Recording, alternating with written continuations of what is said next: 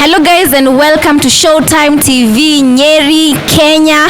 Thank you so much for joining me. My name is Washerage Konyo and today we are going to talk about gender-based violence. Remember, we are within the 16 days of advocating against gender-based violence, which happens between the 25th of November till the 10th of December. So we are so happy to be among the groups that are advocating against gender-based violence. And of course, I'm not alone. I am with my great team behind this show. Of course, we have One Voice, and we also have Kiambati Foundation, who have decided, who have joined me today so that we talk about this issue. So I'm going to give them the microphone. They introduce themselves. Karibuni sana to Showtime TV. Let's start from my far left. Karibu. Good evening. My name is Charles Mathenge, Kiambati Foundation. We are advocating against gender-based violence, the mistreatment of someone because of a certain gender. That's what we are coming against as a foundation, because mostly these things come through cultures, some religions, and also we have groups of people who usually do not believe in the equity of genders as per se. For now, let me give to my next. So good evening. My name is Caroline Kagiri, the founder of One Voice Support Network, and basically our main agenda is to look at the systems and different ways that we can support both men and women when it comes to issues of society. Thank you very much for having me. Thank you very much. On my side, I'm Joe Kiambati, the CEO and the founder of Kiambati Foundation. I'm glad today as to this Showtime TV to fight against the gender-based violence. Sit back, give us your ears. Thank you. Thank you so much. So remember that I've mentioned that we are within the 60 days of advocating against gender-based violence. It doesn't have to be within the 16 days. Wherever you are, what is your role in fighting gender-based violence? So let us start by helping people or understanding what gender-based violence. Maybe we can have one person from the Kiambati Foundation explaining broadly what gender-based violence is all about. Yeah. For me, I think gender-based violence is the mistreatment that we usually see in our society, whereby either one is mistreated or is harassed because he or she belongs to a certain gender. And for that reason, there may be a couple of reasons why such a scenario may occur. But mostly I do think that the upbringing, how someone is brought up by his or their parents matters a lot. Because if you grew up seeing your mother being beaten up by your father, most likely you will end up treating your wife the same way. So I think much of it comes with the upbringing. Okay. Yeah. All right. So you say generally gender-based violence could be brought about by the upbringing of a child. Probably, my dad used to go drink and come beating mom. But does it always have to be the same? Because I come from a family that has gender-based violence, that doesn't necessarily mean that every child who comes from such a family will end up the same. Well, sometimes it happens, but most of the time you will find that following, that experience, you want to probably change and be a different person. Actually, you will find most people who've gone through abuse in such spaces will try and fight to get out of it. Even people who've gone through alcohol and drug abuse in their families, you will find with time they will not want to be like in that space because they don't want their children maybe to experience the same thing they experienced when they were going through that kind of a thing. Yeah. Okay. So let us talk about the forms of gender-based violence.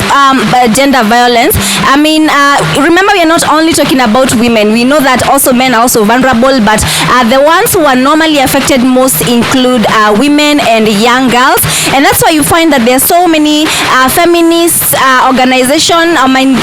organizations who support women. But well, we're going to talk about the boy child, because nowadays you see even the boy child also being affected. But let us look at the forms of gender-based violence. People will think that it's more physical, but do we have other forms of gender-based violence? Yeah, thank you.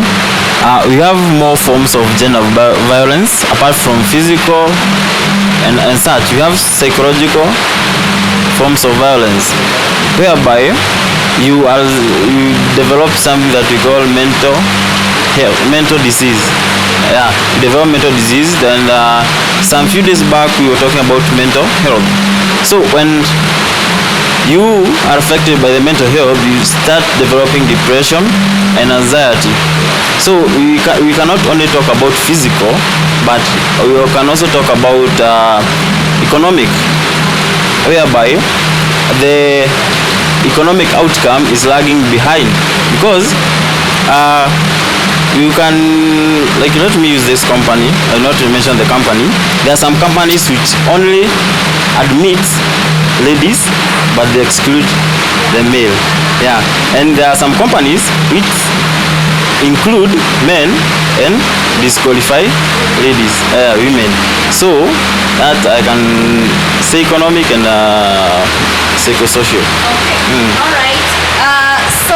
Before we continue, you also mentioned that there are other causes of gender-based violence, like religion, culture, and you know that when in Africa there are actually communities. Actually, every community in Kenya practices its own culture, but you find that there are these communities that have archaic traditions, and they believe there is no equality. There's a lot of male chauvinism. So you talked about culture, you talked about religion. Probably you can discuss how religion brings about gender-based violence.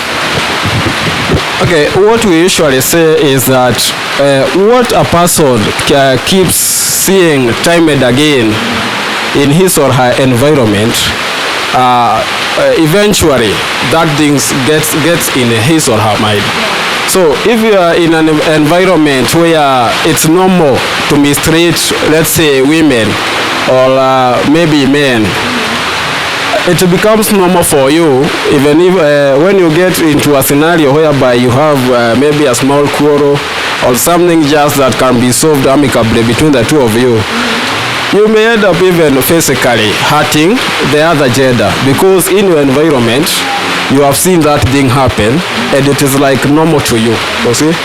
Yeah, that's but we are not saying that you don't have a choice, because you can see it happen, but still, because you have your mind that you can use, yeah, you have the logic, you have your logic, you can still decide, yeah, you'll be a good decision maker and say, you'll be, first of all, is to be aware, yeah, if the mistreatment in the society or the environment you are, then you make a choice not to engage in that way, because it's really disgusting.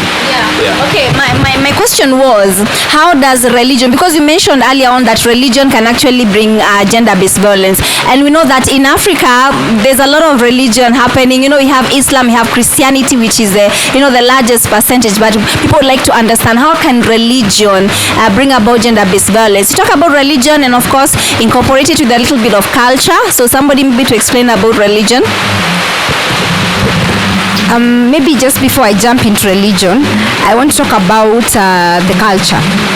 We have what we call FGM in most of the cultures here in Kenya, in many cultures even within Africa, where you realize that most of the communities, if somebody has not gone through FGM, then you're looked down upon as lesser of a person.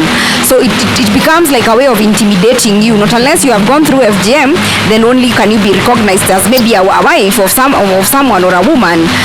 So you will find that this is a form of violence, gender-based violence. But because you have no choice, like he's saying, we are shaped by our environments, by our communities. So you find yourself, getting into it even as much as you probably have a different idea of what you think about it. And maybe when you talk about religion, until recently, but it is still there, you will find there's even churches where women stay on one side, men stay on another side. You will go to certain denominations and you find a woman cannot preach because she's less of a human being, quote unquote. When it comes to the gender, she probably thinks less, that kind of thinking. So you realize that there's no objectivity in some of these religious denominations that we have, which of course discriminates, because if I have something to share and if I understand the word of God in a particular way and I want to share, I cannot be able to do that because I am inhibited by my gender. Yeah. All right. So what you've talked about is more of mental gender-based violence, because if at all in some religion women are denied some rights to do what they should do, so that could be a form of mental gender-based violence. It doesn't have to be physical. They're not being beaten, but mentally they're being tortured. Okay, so maybe you can talk about something to do with culture, or you talked about culture. Maybe you can expound more on culture. Most of our men, because now I'm from the Kikuyu community, and sometimes when the boys are growing up, they'll be told, you're not supposed to go to the kitchen, you're not supposed to do this. A lot of male chauvinism sometimes when you're growing up, or even the other proverbs. For example, you say motumia dahora gona something, a woman is not beaten with one hand, something. So in fact, even like some religions, some cultures, they advocate for it. It's like something that you have to grow up with. So maybe you can expound something to do with culture. I think culture is very diverse when it comes to gender-based violence, right? So thank you very much. Let me talk about culture. As you said, as boys or young men are growing up, they are told that kwenda kwa jikoni yuko ni kwa wasichana, si kwa vijana. I don't know who made this policy, because for example, I myself, I'm not married. I'm a bachelor. I cannot just look at my utensils, ziko na uchafu hapo. Because the culture taught me that hiyo kazi ni ya wanawake. No. Another aspect is that who said that women should not attend men gatherings? In culture there are some gatherings that women are excluded. Who said so? Still, boys or young men okay, let me use the boys, because boys in the Nini, they are taught not to mix with ladies at some events. And we as the young people in our current generation, we are doing something that is called socialization. And at times you can go to I've gone to conferences as a speaker, and you can meet ladies wako huku, men wako huku. So mostly cultural occasions. I don't know who made that policy. So because we are the ones that are fighting the gender-based violence, we should take the space that we have been given to fight GBV. Even in our culture, we have men and ladies who are fighting against gender-based violence. But when they try to speak out, there are those that are senior, wanawaambia wacha ujinga, tulia tupangwe. That's another point I wish to address. When how does advocating against gender-based violence become feminism? You're there saying, do not hit women and stuff. We are going to go out the streets and we are going to strip off. But then there was this time, there was my dress is my choice. I don't know if you remember that time where Kenyan women, when they would dress up in shorts or dresses, they would be stripped off. Everything in town, they will be abused. So when does advocating for gender-based violence, and then our women came out there and said that we are going to walk in town naked because these are our rights, my dress, my choice. That's why the hashtag came in. You should follow that hashtag. So when does it become feminism? When does it become too much? Thank you. Sorry, I think I feel like addressing that one in advance. I think we miss the point, because first of all, people act like gender is a women thing. I think there needs to be very clear, discrepancy of what is gender exactly. We are talking about male and female, not women or female. So when we're talking about GBV, we are saying if women need to have a way of dressing, men equally have to have a way of dressing. Exactly. I don't know how then that difference comes, that if my skirt is short, but his pants are torn, it's okay. Sagging and it's fun. Yes, it's a problem. So I find that it's already kind of a stigma kind of thing, and then now that translates into being, now when you talk about it, now you're being a feminist, whereas that is not the case. Actually, I think the reason why we are talking about such conversations here is to raise awareness, so that what is happening, like what he said when it comes to culture. We need to talk about these things so people know whether this is correct. When we're talking about emotions, for me to know if somebody is abusing me emotionally, what do I need to know? Or do I need just to sit in that marriage simply because, first of all, culture has told me I can't leave my husband, so I sit there. Even if he's mistreating me and I can see, actually, if you know that today there are very many women who are going through rape, even men, in marriage. In marriage, so the question is, until what point do I need somebody to, give me a wake-up call? Hey, you're being mistreated vis-a-vis you're in your marriage and you need to stick there. I think this is what we need to really put very clearly, so that we don't have mental health issues that people are having today. Because if I'm depressed in my marriage, and when I go home, my mother tells me, for example, during our time, tulikuwa tunachapwa na bado tulikuwa tunakaa.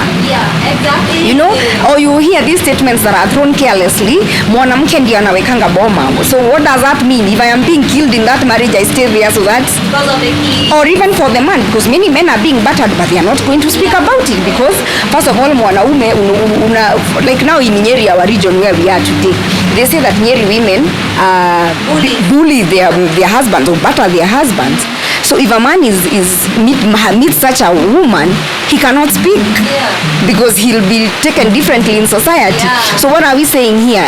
We need to really continuously keep making people aware, so that when you're in such a space, then I am being emotionally abused and I need to either look for help or leave. Nice. I like that. We know that education has played a very great role, because you're told, you should stick by your marriage, or because of the kids, but because you're educated, that's why you might understand, you will understand that, hey, it's time to leave. So let's talk about the red flags. If, for example, I am married, so if what are the red flags? What should I look out for, that I know that this man, this lady is going to abuse me at some point in my life? So let's talk about the red flags. Okay, about the red flags, I would start by saying, first, start by listening keenly to someone. If you are in a marriage, you are married to someone, or you have married someone, listen. When you have an issue, what are the emotions? Sometimes we say that out of the abundance of the heart, the mouth speaketh. And so if someone has that thing inside him, the violence, he'll surely bring it up during such scenarios. Maybe when they are angry, or when they have been pressurized to do something. So most of the red flags, I think, comes through the word of mouth. You see what the person is saying. That's mostly what I would say. If a lot of abuses, those are the issues I would look at.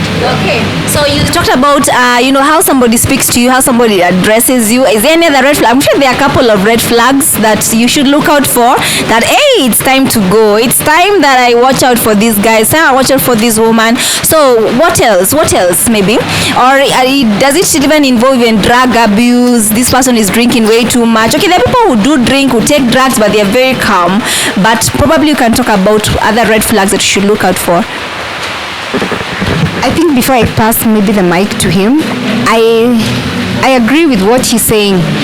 And one of the things that happens before we go to physical abuse, the first type of abuse is emotional abuse. So when you're in this marriage, are you feeling that this person is not fulfilling your emotions?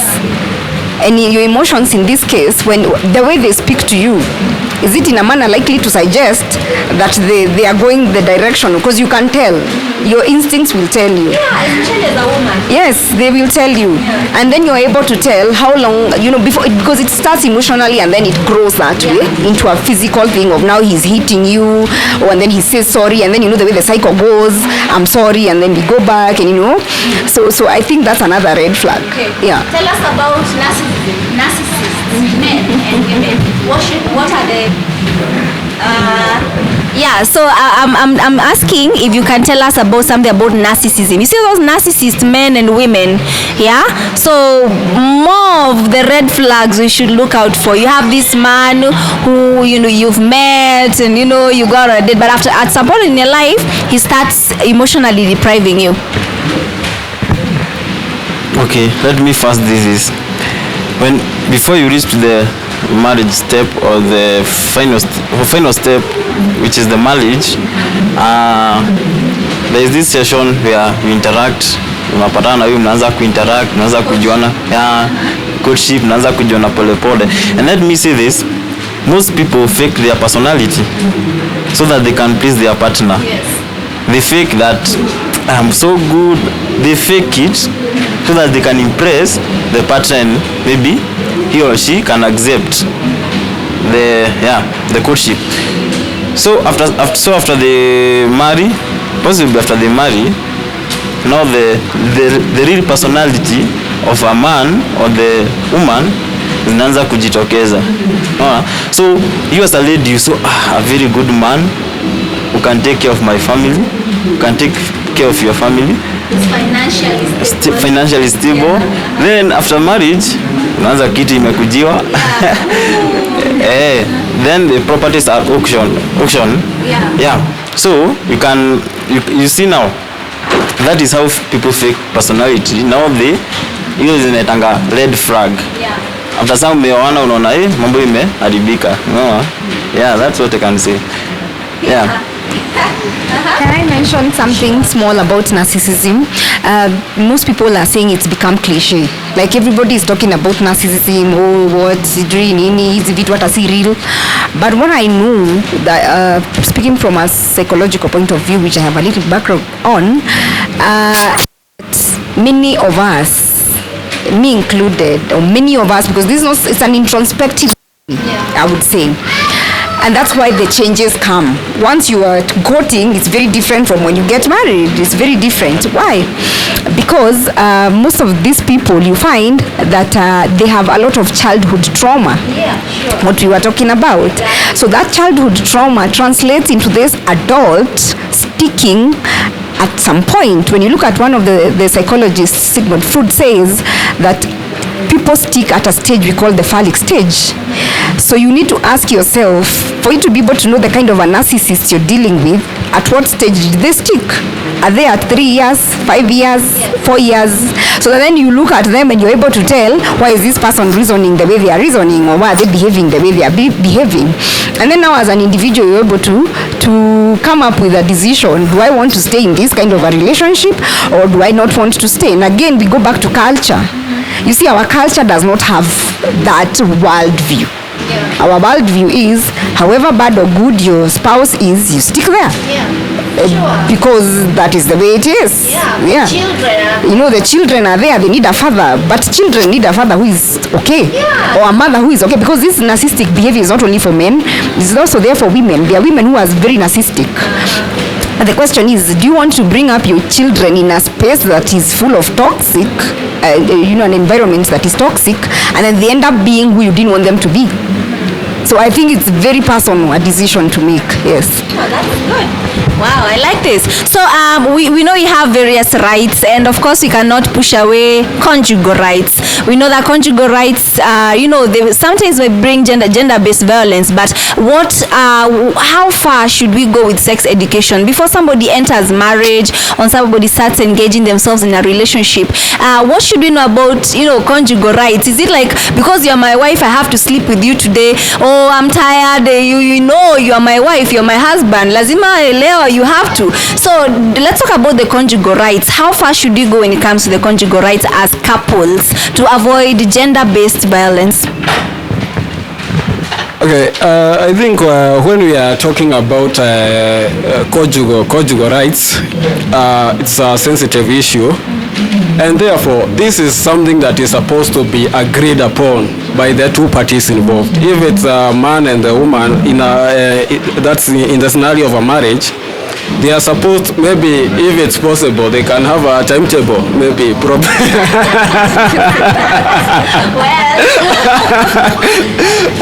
whereby they can be saying if it's today is on Monday, ni breaks leo hakuna, lakini Tuesday lazima katambe. So I think it's a matter of the two parties agreeing. Yeah. Oh, okay. So it's just a matter of discussing, like, you know what, Wednesdays, not my day. I see. So, but I think that if people, there's actually somebody who approached me and asked me, by the way, Shera, is there a rape in marriage? Sometimes some men or some women will feel that, hey, it's my right, but how about my well-being? I mean, you can already have a say about that. Inaka ni kama wataka kusema kitu. Well, maybe that should be a topic. Okay, fine.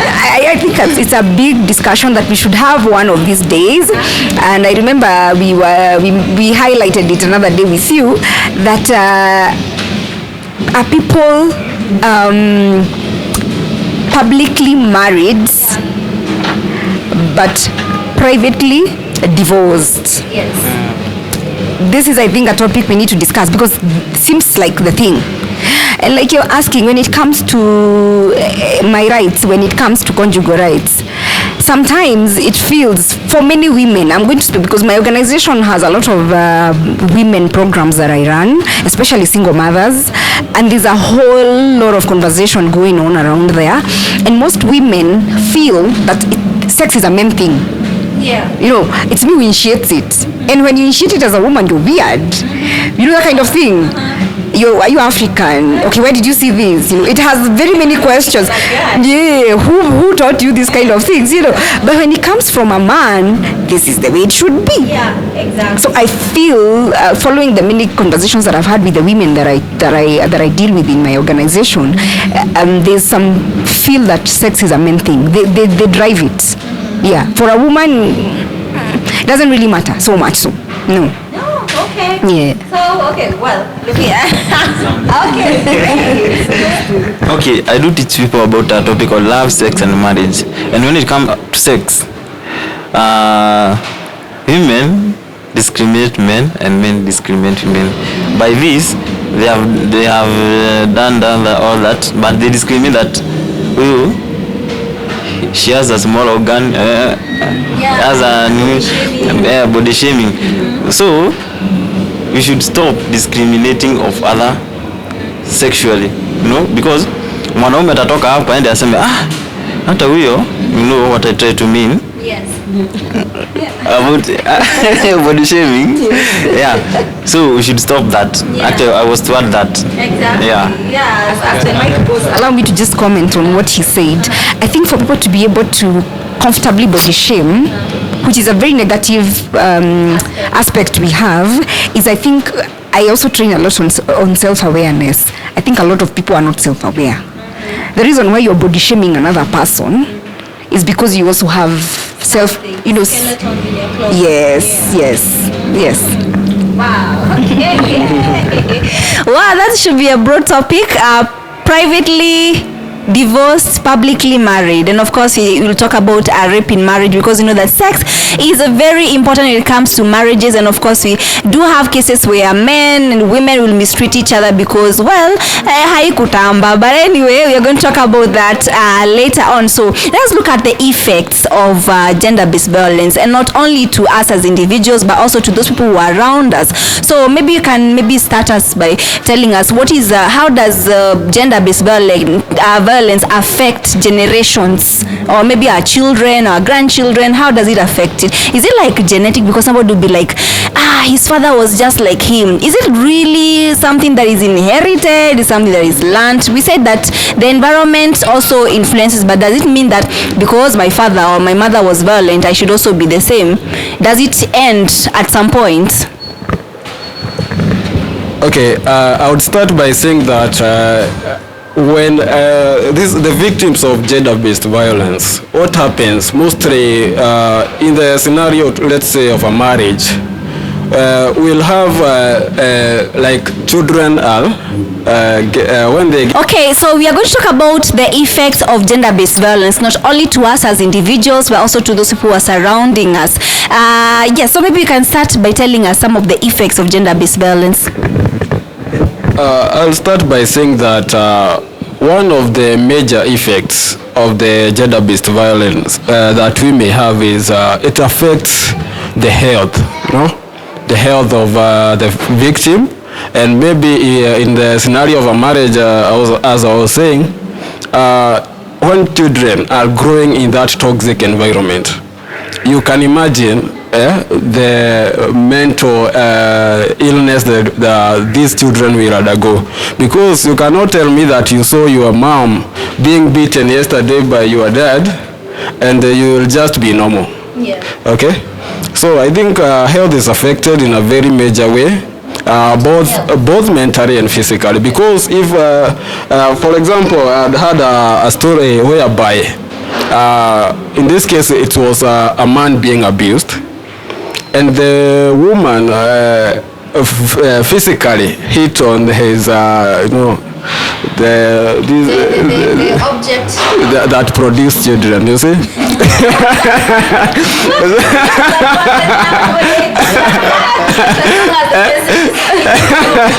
So when these things are hit, you see, this now even a generation or what a problem, because this man cannot now sire children.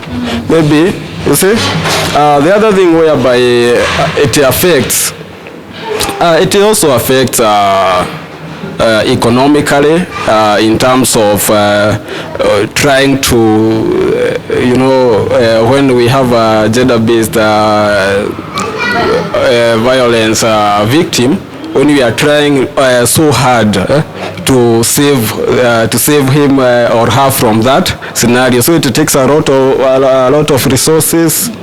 Yeah, and also I think in terms of education-wise, because for example, if these kids, as I was saying, are in this environment, you won't tell me that they'll go and concentrate in class. So if this kid doesn't get the quality education in class, not because he or she is not in a good school, but because of the gender-based violence that he or she witnessed at home. Yeah. So I think that's also a very major effect by this GBV. Okay, all right. So Carol, maybe you can talk about more effects of gender-based violence. I think, and in an environment where in Africa especially we still have a lot of stigma of people who go for therapy. I don't know whether you have experienced this. If you tell somebody to go for therapy, they'll tell you I'm not mad, or something like that. But the truth is, I have gone through childhood trauma. I need to have a good relationship with my partner or with myself, with my self-esteem. But I need somebody to take me through that journey. But because in my community or in my society that seems like odd, then I die into that and I go into depression. Yeah. Sure. Yeah. So maybe you can talk about more effects of gender-based violence as we wind up. All right, I'll base one on psychosocial. One, GBV causes traumatization. I have a mentee whom we sit and talk, and he always tells me that his father was very harsh. He could wake up early in the morning, beat them up together with her mother, beat them up very early in the morning before to end the shule. Now the mentee, he is still the same. He is very, very, very harsh. Even at some time when maybe I take my mentees maybe for a mentorship tour, na mwondoanga mahali wale wengine wako, at least I share maybe a room with him because I know he can do wonders. Yeah. So one, it causes traumatization. Another thing, let me base it with what do you call it? Oh, okay. Let me base it with the marriage, as you have said. I'm a young person and I naskizanga what my mentees tell me. So at some point when I'm tunatembea, akona backs. Okay, zake hazinibambi, unaona, so they discriminate others. Unaangalia tabia na I cannot marry such a lady, and ukisikia tabia zenye nataka, even you logically you cannot even inherit such characteristic from so I can talk about that. Okay. All right. So we talked about okay. So basically, we can also look into stereotype maybe later on. But my friend anasema kwa karibu kuenda, so I think we should also hurry up. So hapo kati kidogo nilikuwa wapi? Acha mmeniko. So we continue. Charles has excused himself. He had to run somewhere else. Of course, you know that Kiambati Foundation is a very, very busy organization. So pardon him. What? Well, we are back. Charles had to excuse himself. We know that the Kiambati Foundation is one of the busiest foundations, so all the best to him. But we've been happy to have him as part of our panel. So we continue to, does it get better? I mean, the gender-based violence, does it always continue, or what's the solution to gender-based violence? I think if not addressed, it can continue growing. But I think there are solutions. We can look at probably trainings, awareness, campaigns, just to make people know. Like we are saying, someone might be actually abusing the other person or being abused and they're not aware.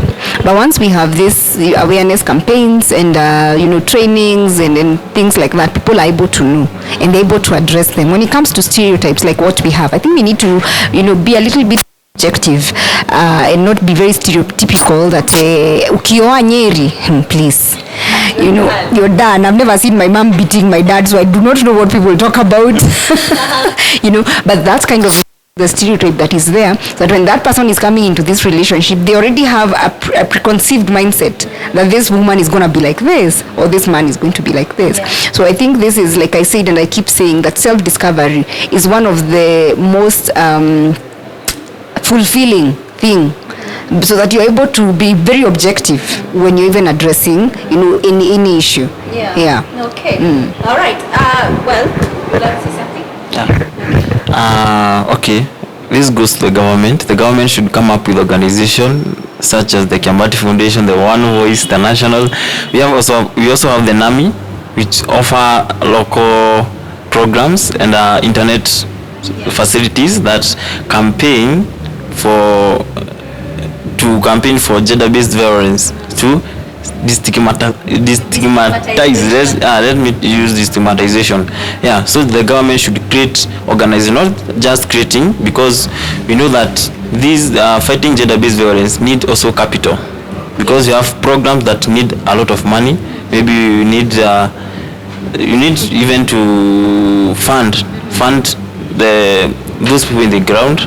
So the government should fund and form organizations. Exactly. And maybe as I add to what he has said, one of the programs that we have is safe spaces.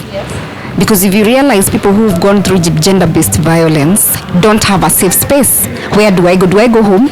If I go home, I'm told, please, hivyo umekuja ni hivyo umerudi, because pia sisi tuko na chapo na tulikuwa tunavumilia. Kama wewe ni mwanaume yule unachapwaje na mwanamke, like how now? Surely. You see, so there's no safe space where this person will go and be able to heal out of whatever they've gone through, so that they can be able to continue with their lives. So like he's saying, some of these programs need a lot of financial support, because this person probably, even they are not financially, like we said, there's an effect on the economic side when there's gender-based violence. So mtu maybe hata hana pesa, hana namna ya kujianzia. So in these spaces, safe spaces, is where we create such kind of programs, but we need finances and to be able to support this kind of people. Yes, of course.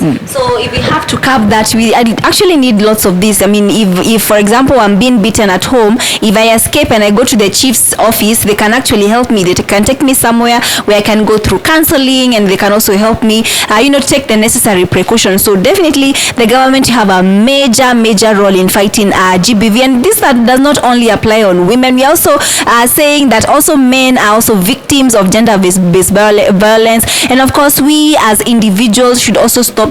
These light phrases of like, hata mi napenda when I like it when my guy beats me. I like the bad boys. Girls nowadays will say that they like the bad boys, and the good boys they're not loved. It's very weird. Even when women themselves, they might bring themselves such kind of problems like, me, I like my man when he hits me, it makes me feel inferior. You find such kind of women. And of course, also not stigmatizing a person who wants to seek counseling. You're like, you're a woman, you just kaa huko watoto and all that. So I think there's a lot of work that needs to be done, and of course education should be taken to those people who are not able to access this kind of knowledge.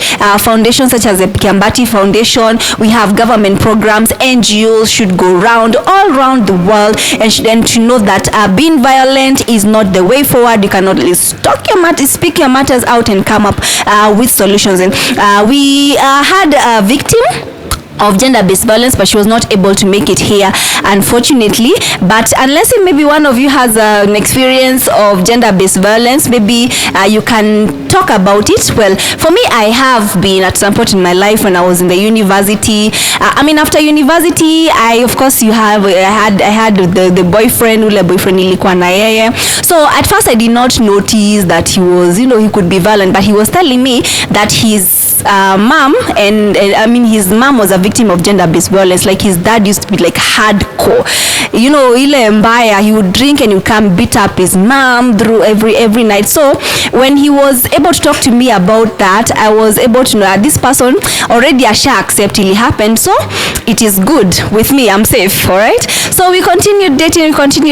So when I came to experience gender-based violence, and I wouldn't want this for anybody, was a time when my friends invited us, as youngsters, hey, kujeni, come with your boyfriend, we need to chill. So eventually I called him. I was like, hey, so you come, we chill, our friends are calling us, we can have dinner, we can maybe do drinks. So he said that he was not going to come and join us. So I was like, it's okay, let me hang out with my friends then, because I can't just leave them hanging. So mimi zikashika, like the music is good at the back of your mind, home kuko sawa, like I wouldn't get into any kind of argument with them. So sasa mimi, of course, imefika 11 usiku. I was like, I told my friends, let me just go home. I'm even bored that my boyfriend is not here, but I've had fun. Well, when I got home, hell broke loose. Have you ever experienced, like mimi nilikuwa nimeka hivi, niko na tu pasi imerushwa like a whole iron box. Somebody akifika like anakurushia iron box, it missed me. Yani ingenigonga tu, I would have just died. So I was like, what is happening? Like, you going with this man, they're buying you drinks. I was like, this so and so and so and so, and I actually been invited you to come, but you did not. So you see, I came to realize that this is a person who was a narcissist, but he was hiding it. He wanted to control me. He wanted to, he wanted to control my whole life. So let me tell you something. You never want to experience such, where you're helpless, especially if you're the vulnerable person. You get traumatized, you get scared, there's a lot of pain. It doesn't have to be physical, but it also involves even emotional pain. You're like, this is a person I'm supposed to trust. So there's a lot that comes in with gender-based violence, and if you haven't experienced it, you never want to experience it. Then what we talked about I wasn't technically married. I was actually not married. It was ile time niko karibu na, I was living a separate life. So hiyo time nikakuwa around his space, so obviously nitaenda kwa boyfriend, si ndio? So living a relationship is not as easy as it sounds. Like I'll be like, I've packed my bags and I've gone, it's over. Let me tell you, to live a relationship, especially a marriage relationship, and actually I don't blame people who are unable to live their marriages, especially women with children. I don't blame them. You'll be like, udem ni mjinga hataki kutoka, but it's harder than it sounds.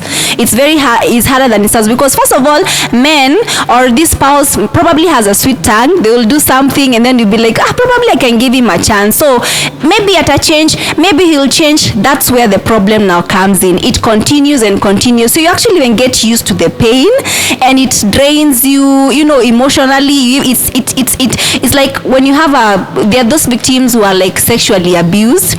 So wakiwa watoi, wakigrow unapata wamekuwa like all over the place. They're having sex with everybody, and it's actually an effect of what happened to them. So they start embracing this pain, they're there, and eventually it can even lead to death, because by the time mtu afike ni kukuchoma ama kukata mkono ama kukuua, how many times has he ever tried? So then of course be able to learn how to forgive one another. If there's any word that is powerful in marriage, is saying sorry, and a sincere sorry.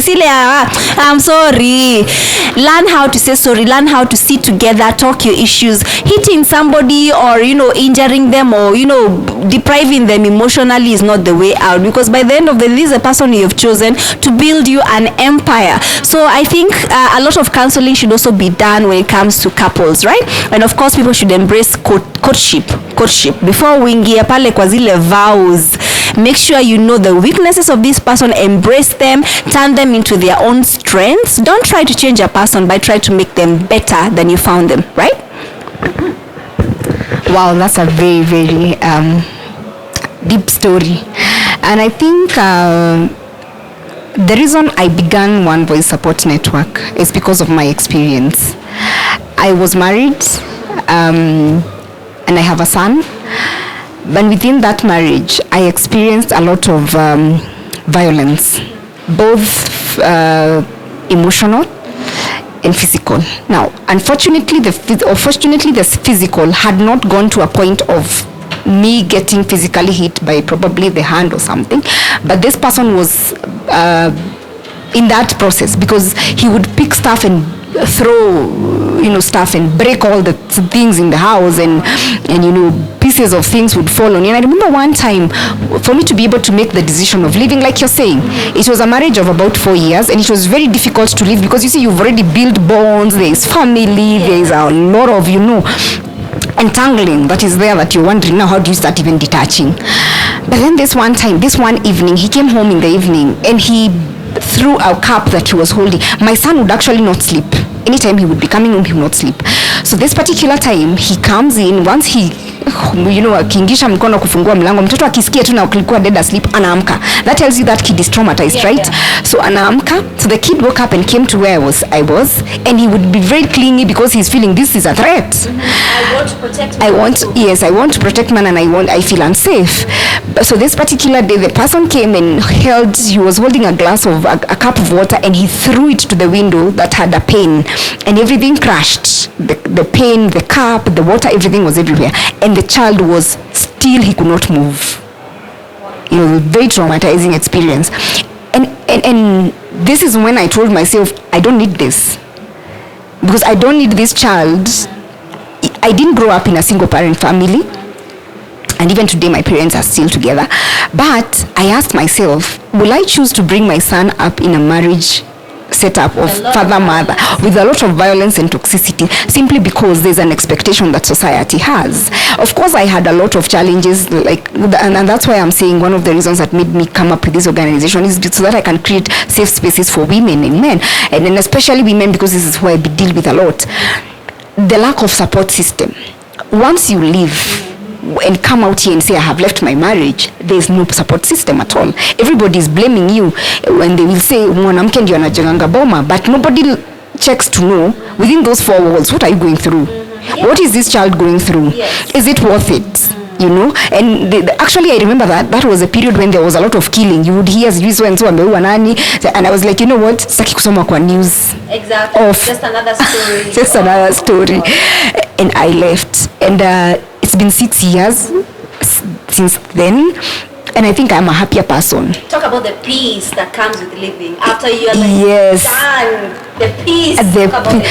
Of course, there's a lot of pressure to go back, a lot of it. From out here, everybody is telling you, sasa utalea mtoto aje, sasa mtoto atalea, unajua nyinyi wanawake ndio mna withdraw watoto from their fathers, but somebody has already judged you and they don't even know what you've gone through.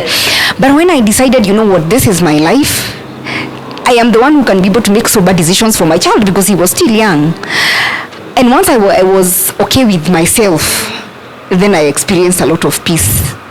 And I've been able to transform very many women through the trainings that I have done of counseling. And you realize that these women, I have done very many online and physical, and you will find most of these women are still very bitter with themselves, feel that it is their fault, and then they end up projecting this pain to their children, which this should not be the case. So the process of walking them through counseling so that they're able to let go, forgive themselves, like you said, first forgive themselves of probably I made a bad choice, whatever the reason that made me make that choice, or however I found myself in that situation. I forgive myself so that I am able to grow. And even if I will go into another relationship or into another marriage, will I be carrying the baggage of the previous one, or will I have healed? Exactly. You know? Time is very important. Yes, time is very important. And also the process, being helped by somebody else who has, like a counselor, to be able to walk through that journey and heal, completely heal, so that you have enough to give to your child and to yourself. Yeah. Before I get to, okay, you want to say something? Say something as we wind up. Okay, as you wind up, okay, you are basing your testimonials with your marriage. God give me a marriage next year. Okay, I don't have any testimonial, but let me say this. This to the parent. Kindly guide and counsel your children. Don't discriminate them. Don't quarrel with them. This point I want to explain this way. Unapata kijana, he takes a very beautiful girl home. Then the parents say, in our family, we don't love this kind of ladies. Then, it's very true. Take like a beautiful woman home and they're like, no, we are okay, let me not use the word beautiful. Let me talk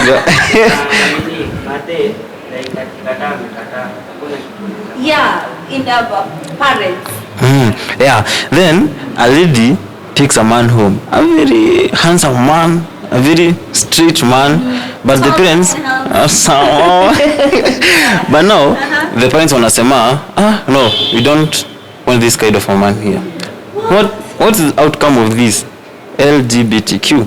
Kwa sababu wataona my parents haoni any effort that I'm making at least to get married. So you see, I better go to LGBTQ because they never ask, they never take a man home.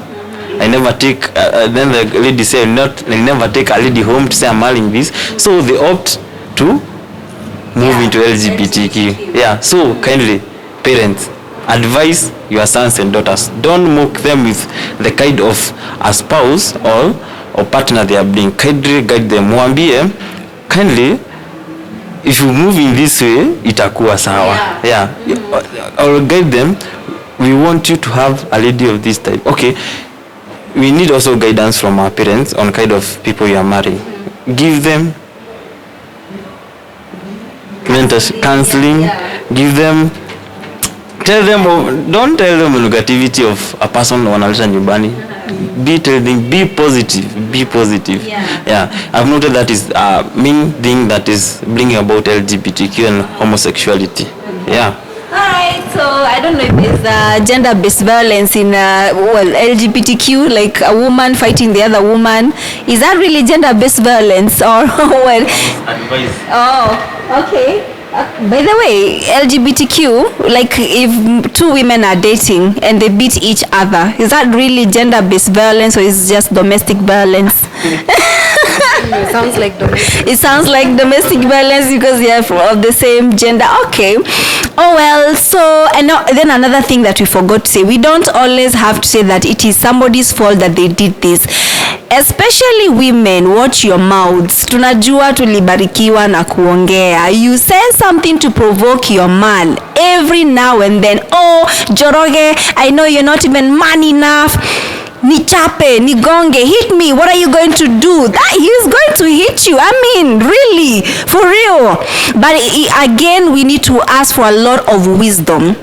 You know, there's a difference between knowledge and wisdom. You could be very knowledgeable, but then you don't have wisdom. So one thing that we should always pray for is wisdom. Like, you know that your wife is that kind of a woman when you're just in the house, she's just everywhere talking, abusing you and all that, you know. how wise are you as a man? How wise are you as a woman when somebody provokes you? So of course we should also, that brings us to another topic of anger management, which is going to be off another day. So maybe you can have a parting shot. I think we've exhausted in everything about gender-based violence. Not everything, there's a lot to talk about because of our time. I can see my director waving and saying, hi Washera, it's time to go. But I've loved this topic. Maybe you can have maybe something you'd like to tell the audience before we wind up. I think my parting shot would be that violence, whether it's emotional, whether it's physical, whether it is economic, whether it is, FGM, whatever it is, are you even aware? Yeah. Are you even aware? So I want to give this as a personal responsibility, because it looks like gender based violence ni kitu tumeweka pale na iko na watu wenye wanafaa kuiangalia ndio wajue the gender based violence. So for you to be able to know whether you're in that space or not, or help somebody else, are you aware? So let's also be tujitume pia kujiona some of these things, so that you help somebody probably who is in trouble, and also yourself maybe. And when it comes to advocating, let's stop branding people. Unajua wale watu wenye wanateteanga wa mama, that kind of thing. Kuna wale vijana wenye wanateteanga vijana, that kind of thing. So that then it loses objectivity. Let's be people who are asking ourselves. So that Kiambati Foundation came up with this idea. How can I support this foundation? Where can I come in? I can even probably share my story. I can mentor. When it comes to an organization like One Voice, how can I come in? Be somebody who is solution oriented. Yes. Sure. Yeah. Nice. Yes. Nice words. They are wise. Words from a wise woman, I guess. Yeah, true. Okay, as we end up, what I can say is that commitment. All of us, we work in various departments. You are in filming department, I'm in counseling department. Our director is maybe in other department. The department that you are in, kindly fight GBV, gender-based violence. I may not be able to fight GBV whole the country, but through it transmitting the fighting of GBV in your department, I know you'll work it out. Yes. Yeah. All right, great. So mine is to tell you, well, the same thing. Let's fight GBV. Let's not encourage it at any point. Remember that you can always talk. You don't have to. Si lazima utumie hiyo ngumi. Si lazima utusi mtu because you want to solve an issue. Let us learn how to have the wisdom, just as I've mentioned. So we want to thank the government for its initiatives to fight gender-based violence. We thank organizations such as the Kiambati Foundation. We thank One Voice International Foundation. We thank the Dubs Africa who have not been able to be here with us. Shout out to you, Dubs Africa. Thank you so much. Thank you so much, Plan International. And of course, these 16 days that we have been given, let us do much. And of course, even after the 16 days, let us fight gender-based violence. My name is Washira Konyo. I've been your host for today. This is Showtime TV Nyeri. Make sure you subscribe, share to as many people as possible. Thank you for being an awesome audience. I will see you on the next one. Let us fight GBV and make the world a better place. Bye.